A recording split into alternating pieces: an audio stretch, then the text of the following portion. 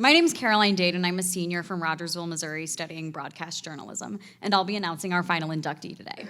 When Jim Lehrer arrived at Mizzou after earning his associate degree from Victoria College in Texas, the Wichita, Kansas native thought he was a hotshot writer. Jim quickly learned that hotshot is defined very differently at the Missouri School of Journalism. The first article he turned in the J School received an F because he included the incorrect middle initial for one of his article's subjects. With that, he learned a lesson that became the foundation of his famed journalism career. Facts matter. This lesson stayed with Jim from his earliest days writing for the Columbia Missourian, to his coverage of the Watergate hearings, to moderating 12 presidential debates, all the way to his 2011 retirement from the PBS NewsHour with Jim Lehrer. It propelled him toward winning numerous awards, including 2 Emmys, the National Humanities Medal, and the Missouri Honor Medal for Distinguished Service in Journalism. Now, let's hear more about this legendary tiger.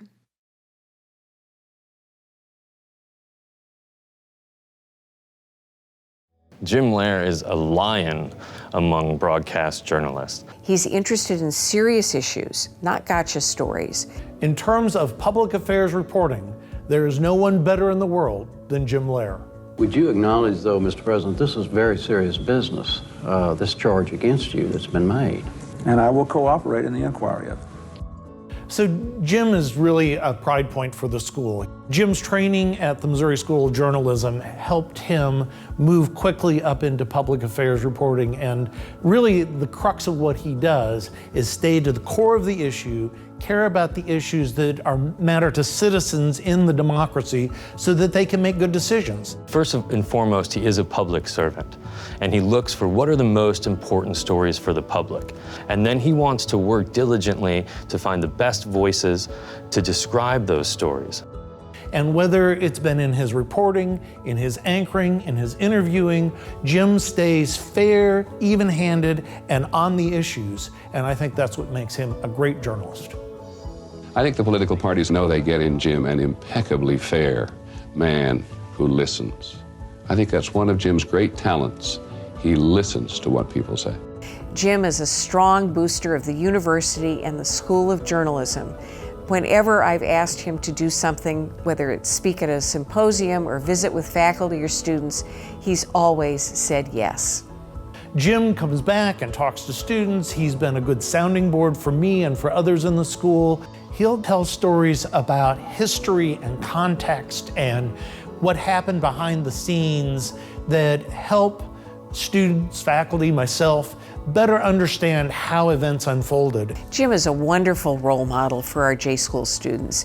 He represents integrity, fairness, and the honest pursuit of truth. Jim, we're so proud of you and all that you've accomplished since your time here at the Missouri School of Journalism. You raised the standards of our field, and we're so proud of you for that. Jim, congratulations on this honor from the University of Missouri. You are well deserving of the Hall of Fame. Thank you for your service, your friendship, and for setting the highest standards for all journalists.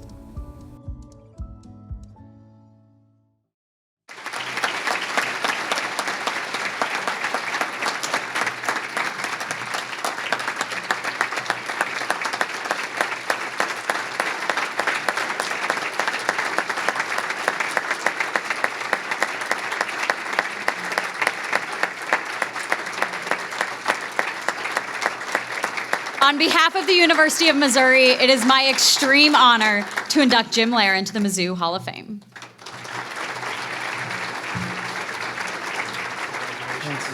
Take a picture over here. Sure.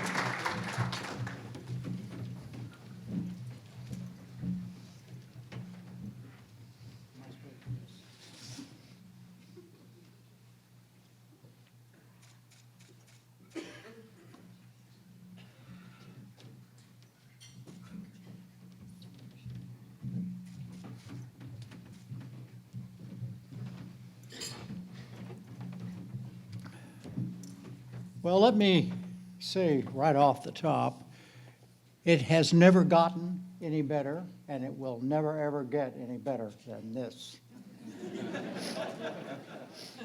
It's one thing to get a Hall of Fame award of any kind. It's a big deal.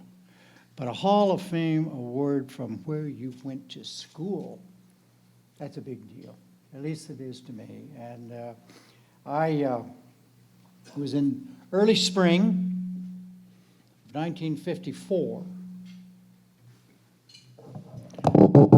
My wife, Kate, knowledgeable in all things, has just pointed out to me I'm not speaking into the microphone. You would think that little things like that I would have picked up after all these years. Anyhow, I'm just still a little bit teary. Robert McNeil used to say that, Larry, you would tear up over a really good light beer commercial, and he's about right. But this is much more than that. But anyhow, okay, spring 1954. I decided that I wanted to go to the famed School of Journalism at the University of Missouri. And I had never set foot in Columbia, Missouri. I had never something that really had dawned on me until I heard and read and understood that Missouri had the single best journalism school in the whole world. Now, I was a student then at a junior college in South Texas, Victoria College. To say it was a little college is to not quite put the finger on it. I later I was the editor of the student newspaper, and in my first big story, which I wrote the headline and displayed it as a banner headline, the headline was VC for Victoria College, VC enrollment soars to 300. But Victoria was a big place for me because I went to junior college and then, of course, then went on to Missouri. But also, while I was at Victoria, I worked at night as a ticket agent in the Continental Trailways bus depot. And it was there that one of my duties was to call the buses on the PA system, like this. May I have your attention, please? This is your last. Victoria, by the way, is on the Texas Gulf Coast, halfway between Houston and Corpus Christi. May I have your attention, please? This is your last call for Continental Trailways at 8:10 p.m. Silverside's air-conditioned through liner to Houston, now leaving from lane 1 next to the building. For Inez, Edna, Ganado, Louise, El Campo, Pierce, Wharton, Hungerford, Kendleton, Beasley, Rosenberg, Richmond, Sugar Land, Stafford, Missouri City, and Houston.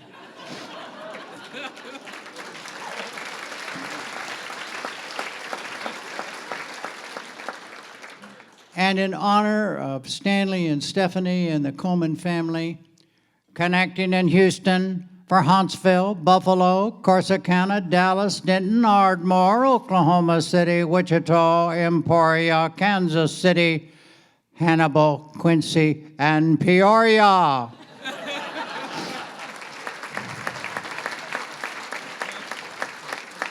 All aboard? Don't forget your baggage, please. Okay. At any rate, I wrote a letter to Missouri, with the help of the dean of the school. There's only one dean. He ran the school, this little school. He helped me, and I filled out an application, sent for admission as a junior, because of the junior and senior year for J School, and to Missouri. And I got a letter back from the admissions department, said, "Dear Jimmy," and I'm paraphrased, but the letter said, "Hey, kid, we've never heard of your school. We can't accept your credits. The best thing we could do is admit you as a provisional sophomore."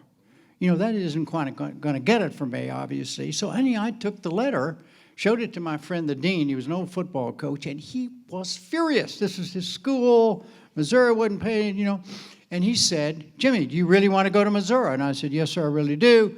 He said, "Okay, will you roll the dice?" And I said, "Are you willing to roll the dice?" I said, "Yeah, what does that mean?" He said, "Well, here." So anyhow, he wrote a letter to the admissions department, and he said, "Look, this kid can do the work.